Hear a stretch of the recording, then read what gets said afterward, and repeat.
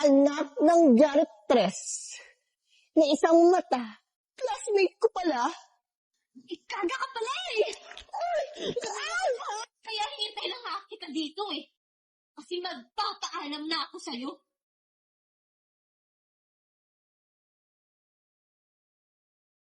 Yung baong ko po. Bakit anak? Aalis ka na ba? Kumain ka na muna. Maaga pa naman.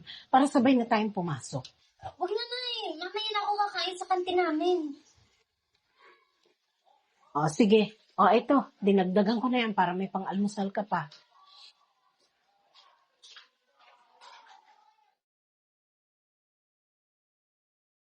Anak, sandali. Binili pala kita ng paborito mong pagkain. Ano pala? Ano pang ginagawa mo? Tsaka huwag mo nga akong lalapitan. Ano nakakita pa sa atin dito? Malaman nila na ikaw yung nanay ko. Bakit anak? Ano mo mali doon? Ako naman talaga nanay mo. Kasi doon. Itong batang to. Ay, saya.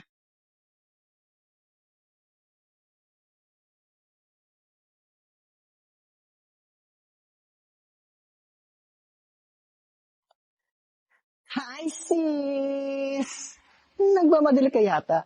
Hindi ka pa munang magbanding dong sa nanay mong isang mata. Chill, sis. Napakaseryoso mo naman. Pero alam mo, sis, pag ganyan yung mukha ng nanay ko. Naku, hindi na ako papasok. Ang pangit kaya. Mukhang aswang. Teka lang. Hey, people! May nasagap akong balita. Anak ng janitress na isang mata. Classmate ko pala. Ang pangit ang lahi nyo. Akala ko bang sosyal nyo. Ikaga ka pala eh!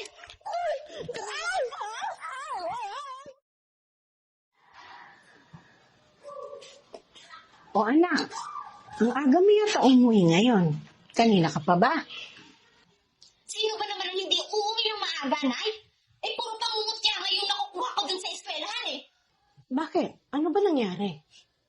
Kasalanan mo kasi to eh. Bakit kasi sinami-dami ng nanay sa mundo? Kayo pa ang naging nanay ko. At saka, bakit mo pa kasi ako nilapitan kahapon? Ayun tuloy, alam na ng buong eskwelahan na nanay kita. Bakit anak? Kasalanan na ba ngayon maging isang ina? Oo, kung ikaw yung nanay, eh di kasalanan mo. Nay, alam mo ba kung bakit ayaw kitang kasabay kumain tuwing umaga, ha? Kung bakit nauna ako laging pumasok sa'yo? Kasi ayaw kitang kasabay pumasok sa eskwelahan. Kasi alam mo, Nay, buong buhay ko, kinakahiya ko na kayo yung naging nanay ko. Kasalanan mo ko eh. Anak, sorry. Kasi hindi mo pwedeng ipagmalaki. Sorry kung ganito lang ako. Sorry kung... Sorry? Sorry! Lagi na lang sorry? Nay, mababago ba yung sorry mo yung pangit ang pinagdadaanan ko, ha? Huwag kang mag-alala, Nay. Alam mo sa katunayan, mas gugustuhin ko pang mabuhay ng mag-isa eh. Yung hindi ka kasama. Kaya hinintay lang nga kita dito eh. Kasi magpapaalam na ako sa'yo. Teka anak, huwag mo namang gawin yan. Tayo na nga lang dalawa. Iwanan mo pa ako. Alam mo, Nay? Hindi, Nay. Sa ayaw at sa gusto mo, lalayas ako sa pamamahay na to. Anak, huwag ko umalis.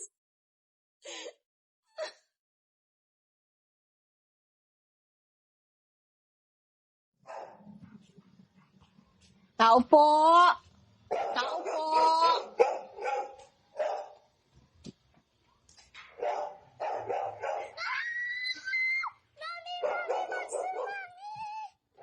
Mami, monster, mami! Teka na, ano nangyayari? Anong monster? May monster sa labas! Tumatakot ang itsura niya. Sana mata ng monster alin. Parang pagtingin niya ako.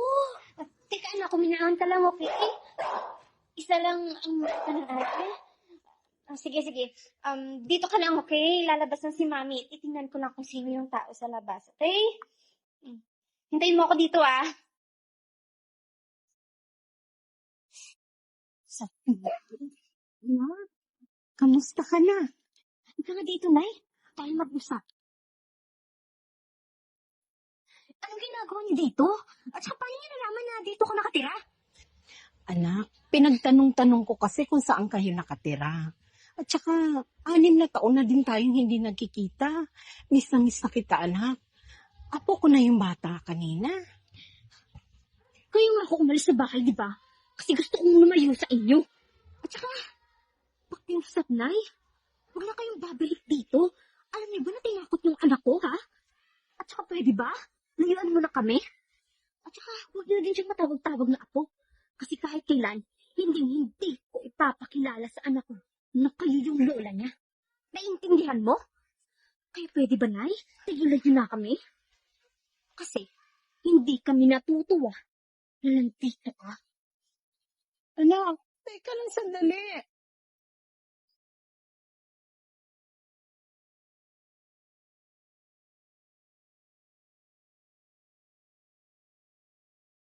Mommy, did you see the monster, Ari? Oo, anak. Pinaalis na siya ni Mommy, kaya huwag kang mag-alala, okay? Talaga, Mommy?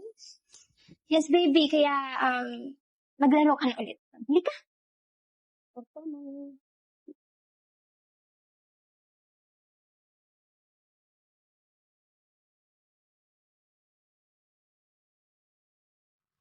Hello? Hello, sis. May reunion pala tayo this year sa batch natin. Kasabay yung Mother's Day. Isama mo yung nanay mo, ha? Ganun ba? Sige, try ko. Anong try? Ano ka ba, Zaya? Manandang tayo. At kung ano naman yung nangyari noon sa atin, kalimutan natin yun. Kaya pumunta ka, ha? Bye! Teka.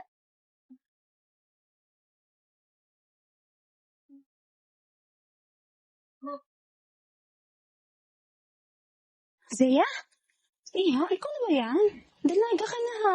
At napakagandang babae. Opo, thank you po. Ako nga po to. Mabuti naman naging successful pala yung operasyon ng mata mo. Operasyon sa mata? Wala naman po akong sakit sa mata, ate. Oo, nakalimutan mo ata. Sa bagay, maliit ka pa nun eh. Ano po bang ibig niyong sabihin? Natuso kasi yung mata mo nung bata ka pa. Kaya isinakripisyo ng nanay mo yung isang mata niya. Hindi ko pa maintindihan. So, ibig niyong sabihin kaya isa lang yung mata ng nanay kasi ibinigay niya sa akin yung isa? Oo, tama ka. Ganyan ka kamahal ni Aling Weng. Bilib ako dun eh. Nga pala, nandito ka ba para tingnan yung bahay niyo? Mula kasi nung wala na yung nanay Weng mo is wala nang pumupunta sa bahay niyo. Wala na yung nanay? Hindi mo rin pala alam? Mag-iisang taon na nawala yung nanay mo. Inatake siya sa puso nung naglilinis siya sa eskwelahan niyo. Sige po ate, maraming salamat po sa impormasyon na. Sige po, mauna na po ako. Sige, Maraming ingat ka ha.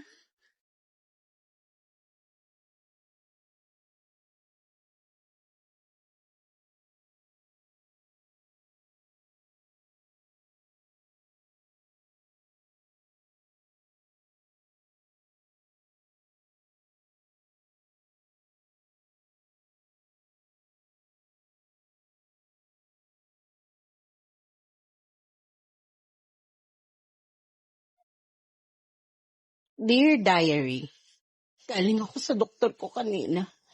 At ang sabi niya malala na daw ang kalagayan ko. At anytime pwede na akong atakihin sa puso. At alam mo, ang galing talagang tumiming ng panahon kasi nakita ko ang kaklase ng anak ko noon at binigyan niya ako ng address nito. Kaya bukas na bukas din pupuntahan ko siya. Hanapin ko ang anak ko. Miss ko na kasi siya at gusto ko siyang makita man lang bago ko kunin ang Panginoon. Dear Diary, makalipas ang 6 na taon, nakita ko na rin sa wakas ang anak ko. At mayroon na din pala akong apo. Kaso lang, natakot ko ang apo ko dahil sa itsura ko. Kaya sobrang nagalit na naman sa akin ang anak ko. Gusto ko sana siyang yakapin at sabihin sa kanya na mahal ko siya. At miss na miss ko na rin siya. Pero wala akong nagawa kasi sinarahan niya ako ng pinto. Dear Diary, aga ako nagising ngayon. Parang ang sama ng pakiramdam ko ngayon. Nanghihina na ako. Hindi ko na maintindihan kaya susulat na ako habang kaya ko pa. Sakali man na ito na ang huling sulat na magagawa ko. Para ito sa pinakamamahal kong anak. Anak, sana mapatawad mo ang nanay. Pasensya ka na kung hindi ko na ibigay sa iyo ang buhay at pamilya na gusto mo. Pero hanggang sa huli, umaasa pa rin ako na babalikan mo ko. Humihinga man ako, hindi, na maghihintay pa rin ako, anak. Anak, ingatan mo ang matang binigay ko sa iyo, ha? Ang kulit mo kasi noong bata ka pa, kaya natusok yung isang mata mo habang naglalaro ka. Ayoko naman na mabuli ka paglaki mo, kaya binigay ko na sa iyo ang mata ko. Mag-iingat kayo lagi at palakihin mo ng maayos ang mga apo ko, ha?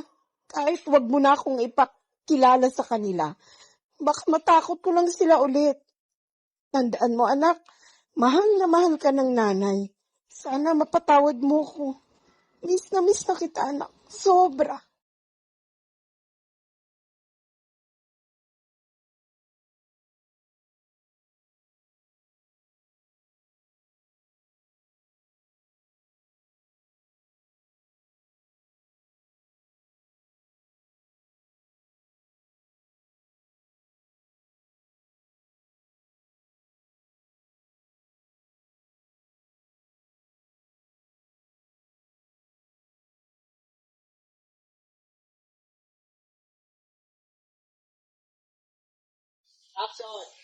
Anak, ito binili kita ng paborito mong pagkain. Okay.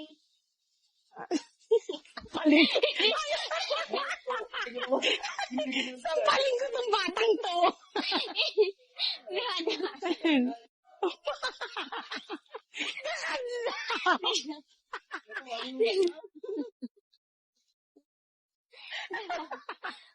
Isa lang ang mata. Kat. Kita, hindi ka kami sila.